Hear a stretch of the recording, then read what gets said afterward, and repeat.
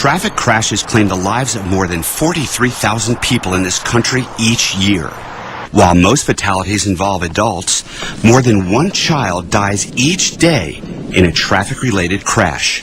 The National Highway Traffic Safety Administration reports that deaths and injuries among children could be reduced if parents would always buckle up their children in a child safety seat appropriate for their age and size. NHTSA claims at least 4 of 5 children who should ride in booster seats do not. The results can be devastating, as shown in this crash test video.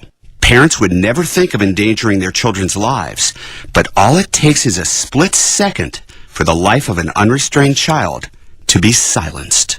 They become a missile. I would say 80% of the time we see children who are not restrained properly in a booster seat, and I know that their injuries could have been prevented or their death prevented if they've been in that seat. Studies have shown that booster seats reduce the risk of injury by 59% compared to the use of a safety belt alone. While all 50 states have mandatory child restraint laws for motor vehicles, they vary from state to state, and so do penalties for violations. Christine Guarino says using child safety seats and booster seats is a challenge, but without them, her son would have died in a crash with a large truck. He peeled off the whole side of our minivan, all 4 airbags deployed, with such force pulled the seats in the van off of the floorboards. I thought for sure he would have gone out the window.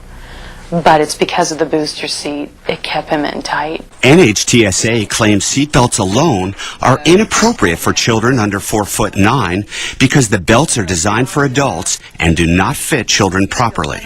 It recommends booster seats when the child outgrows a regular safety seat, the child is 4'9" or less, and a regular safety belt does not fit properly. That's why we have booster seats. Booster seats get them up where the safety belt crosses properly, crosses the chest, and crosses the lap without either causing additional internal injuries that might happen with an improperly placed lap belt. In September 2002, the government made an attempt to ease installation of child safety seats by adopting Latch, the lower anchor and tethers for children's system.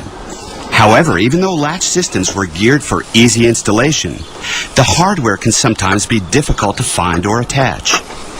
Helpful information may be found by visiting www.boosterseat.gov. Even if child restraint systems aren't perfect, they do reduce potential injuries when properly installed.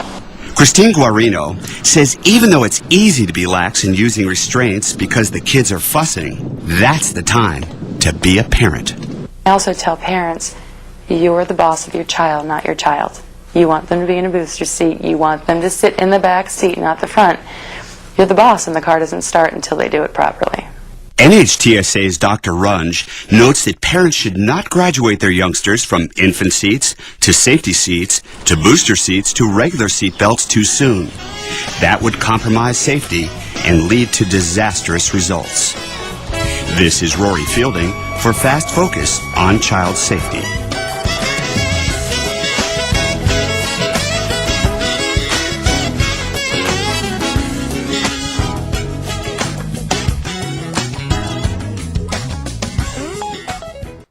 This Fast Focus program on child passenger safety was made possible by Nissan North America.